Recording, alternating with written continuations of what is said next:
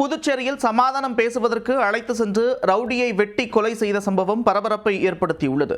அதிமுக மற்றும் பாஜகவை சேர்ந்தவர்களுக்கு இடையே ஏற்பட்ட மோதல் கொலை வரை சென்றது ஏன்?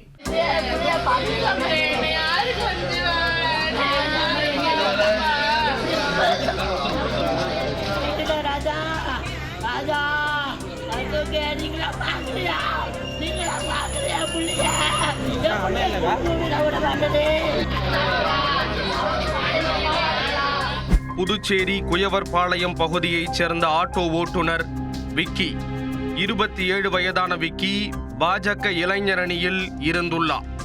திங்கட்கிழமை இரவு தனது நண்பர்கள் 3 பேருடன் பைக்கில் சென்ற விக்கியை இருசக்கர வாகனங்களில் வந்த 6 பேர் கொண்ட கும்பல் பின்தொடர்ந்து சென்றுள்ளனர். குயவர்பாளையம் நவீனா திருமண மண்டபம் அருகே வந்தபோது விக்கியை சுற்றி வளைத்த அந்த கும்பல் அவரை சரமாரியாக வெட்டத் தொடங்கியது. இதை தடுக்க சென்ற அவரது நண்பர்கள் இருவருக்கும் அரிவாள் வெட்டு விழுந்த நிலையில் அவர்கள் அங்கிருந்து தப்பி ஓடி உள்ளனர். விக்கியை மட்டும் குறிவைத்து அந்த கும்பல் அவரை சரமாரியாக வெட்டிவிட்டு அங்கிருந்து தப்பிச் சென்றுள்ளது. அரிவாள் வெட்டில் சம்பவ இடத்திலேயே விக்கி இரத்த வெள்ளத்தில் உயிரிழந்து விட்டார்.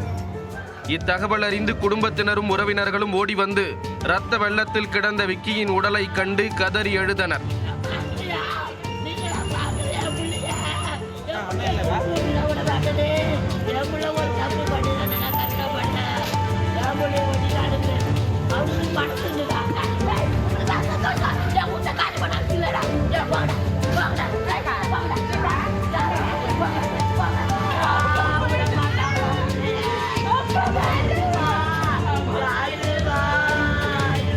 தகவல் அறிந்து வந்த உருளையன்பேட்டை போலீசார் விக்கியின் உடலை மீட்டு புதுச்சேரி அரசு கதிர்காம மருத்துவமனைக்கு அனுப்பி வைத்து விசாரணை மேற்கொண்டனர். போலீசார் நடத்திய விசாரணையில் கொலைக்கான காரணமும் கொலைகாரர்கள் குறித்த தகவலும் தெரிய வந்தது. கடந்த ஞாயிறு அன்று பூக்கடை வியாபாரியான மணிகண்டன் என்பவர் தூக்கு போட்டு தற்கொலை செய்து கொண்டுள்ளார்.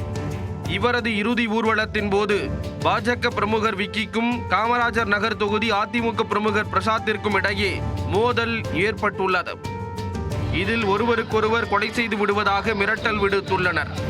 இச்சம்பவம் குறித்து சமாதானம் பேச வேண்டும் என கூறி விக்கியை நவீனா திருமண மண்டபம் பகுதிக்கு அழைத்து சென்றுள்ளார் பிரசாத்.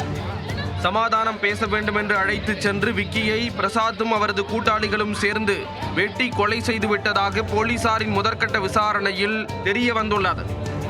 இதனைத் தொடர்ந்து போலீசார் வழக்கு பதிவு செய்து காமராஜர் நகர் தொகுதி அதிமுக பிரமுகர் பிரசாத் மற்றும் அவரது கூட்டாளிகளை வலைவீசி தேடி வருகின்றனர். கொலையான விக்கி மீது ஏற்கனவே கொலை உட்பட சில வழக்குகளும் இருப்பது குறிப்பிடத்தக்கது.